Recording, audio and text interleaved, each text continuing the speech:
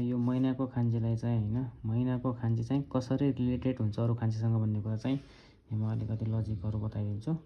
फर्स्टमा चाहिँ हैन यो चाहिँ केको खान्जी हो त यो चाहिँ इचीको खान्जी हो इची। यो चाहिँ केको खान्जी हो त गाचु अथवा गेचु। यसलाई चाहिँ हामीले के भन्ने भयो गाचु भन्ने भयो। अब हेर्नुस् इची गाचु भने चाहिँ यो के दुईटै मिलेर के भयो त इची गाचु। यो इचीको खान्जी पछाडी केको मिले महिनाको खान्जी आयो इची गाचु भनेको 1 मन्थ। 1 मन्थको खान्जी चाहिँ यो रहेछ। अब दोस्रोमा चाहिँ यो केको खान्जी हो त गाचुको खान्जी हो गाचु अथवा गेचु। यो महिनाको खान्जी हो। यताको के हो त यौबीको खान्जी हो त बारको खान्जी हो। यो बारको यो त महिनाको खान्जी हो।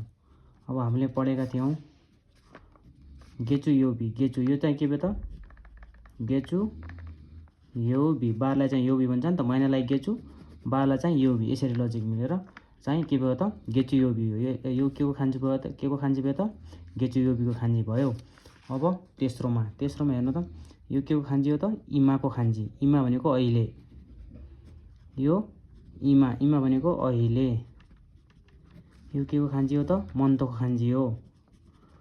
अब दुईटै मिलेर के सेन्स दियो त अहिलेको महिना भनेको चाहिँ यो महिना हो नि त यो महिना। अब यो महिनालाई हामीले के भनेर पढाएको थियौ त कोन गेचु।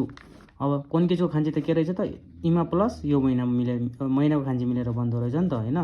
त्यही भएर यसरी लजिक लगाएर पढ्यो भने चाहिँ खान्जीहरु एकछिनमै याद गर्न सकिन्छ। अब 4 नम्बरमा अब यो ओन्ली हामीले के पढेर के भनेर पढेका थियौ त गेचु अथवा गाचु। यो महिनाको खान्जी हो नि त अनि यसलाई एउटा के भन्छ भने चुगी पनि भन्छ। चुगी भने मनको खान्जी पनि हो। अब 5 को अब 5 नम्बरमा चाहिँ अब हेर्नुस् यो केको खान्जी हो त माईको खान्जी हो। यो माई भनेको प्रत्येक। यो केको खान्जी हो त मन्थको खान्जी हो। अब हेर्नुस् अब यो दुईटै मिलेर कसरी भयो त डाइरेक्ट आफै एन्सर आउँछ के। यो भने माई यो माईको खान्जी हो। केको खान्जी हो त माई यो मन्थको खान्जी हो। प्रत्येक महिनालाई के भनिन्छ त यो महिनाको खान्जी हो। अब माई प्रत्येक महिनालाई चाहिँ माई चुगी भन्छ। माई चुगी भनेको प्रत्येक महिना।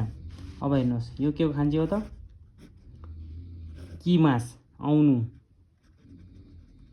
पनि हुन्छ। अरु यसलाई राई पनि भन्छ राई। अब यो के छ त यो कि मास आउनु भन्नु हैन राई नबुझेर पनि आउनु भनेर बुझ्नु यसलाई। यो कि मास भनेको आउनु हो नि त हैन। अनि यो मन्थ भने महिना।